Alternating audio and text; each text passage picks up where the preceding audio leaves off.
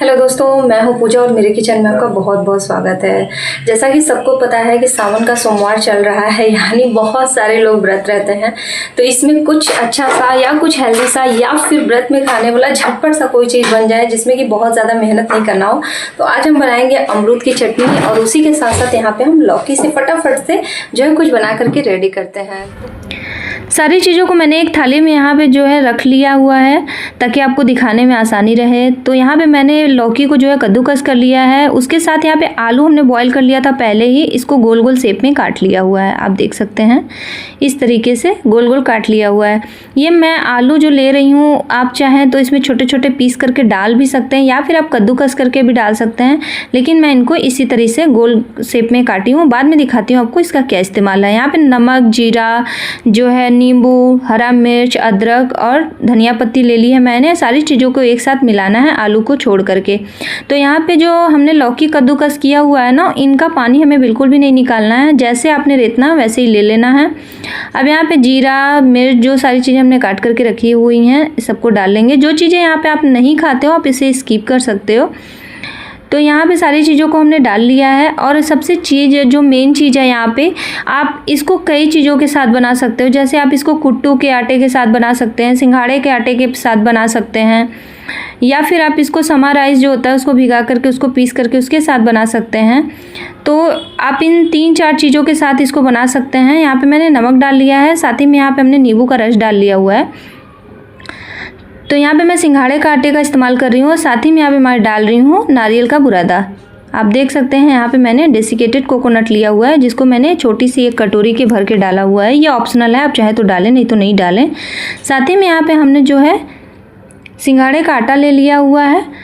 और जैसा कि मैंने पहले बताया कि आप बाकी कोई भी चीज़ें डाल सकते हैं इसमें, जैसे कुट्टू का आटा या फिर समा राइस को भी आप भिगा करके फुला करके इस तरह से पीस करके डाल सकते हैं। तो इस तरह से आप जो भी व्रत में खाते हैं उसका इस्तेमाल इसमें आप कर सकते हैं। तो यहाँ पे हमने पानी डाल करके इनको मिला लिया है। पहले सूखे सूखे मिला लिया, फिर बाद में पानी डाल करके हमने इसको फेंट लिया अच्छे से। बहुत ज़्यादा इसको फेंटने की ज़रूरत नहीं पड़ती है, फटाफट से रेडी हो जाते हैं।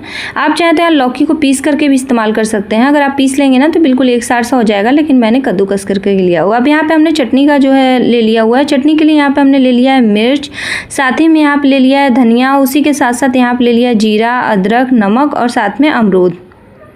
इन सारी चीज़ों को हमने जो है ले लिया हुआ है। अब मिक्सी के जार में इनको हम डाल करके पीस लेंगे। इस तरीके से हमने पीस लिया है।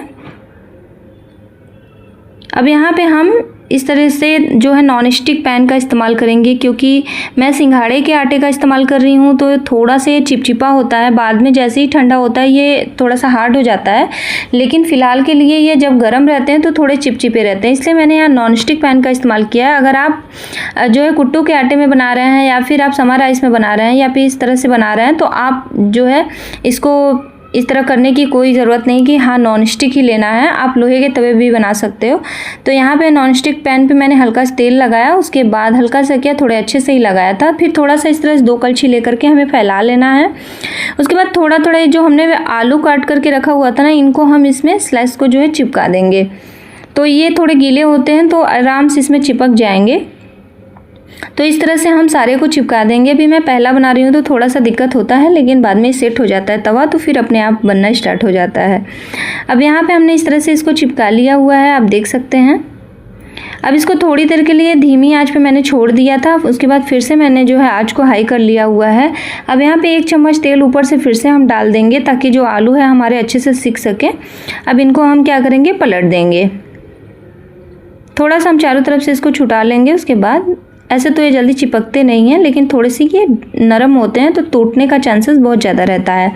यहाँ पे दोनों साइड से मैंने सेक लिया है। आप देख सकते हैं कितने अच्छे से ये क्रिस्पी बन के एकदम तैयार हुए हैं। बहुत ही टेस्टी ये खाने में लग रहा था, सच बता रही हूँ, आप भी ज़रूर ट्राई करिएगा। इस तरह से मैंने एक बना लिया, बाकी का हम इसी तरह से बनाते हुए चले जाएंगे, जैसे स्टेप बाय स्टेप। अब इसी तरह से इसको भी हमें फैला लेना है। फिर से हम आलू के जो स्लाइसेस हैं इस पर फिर से सजा देंगे। और ये जिसके साथ हमने बनाया हुआ था अमरूद की चटनी, सच बता रही हूँ बहुत ही टेस्टी वो भी चटनी भी बन के तैयार हुई थी। तो इसमें से जो भी चीज़ें आप नहीं खाते हैं, मैं पहले ही बोल चुकी हूँ, आप उसे स्किप कर सकते हैं। और आलू मैंने इस तरह से लगाया, मैंने सोचा था कद्दूकस करके डाल दूंगी, लेकिन जब मैंने इस तरह से चिपका करके इनको बनाया ना, सच में बहुत इजी भी था और बिल्कुल जो है ये चिपक नहीं रहे थे तवे से और बहुत ही टेस्टी और क्रिस्पी बन के तैयार हुए थे।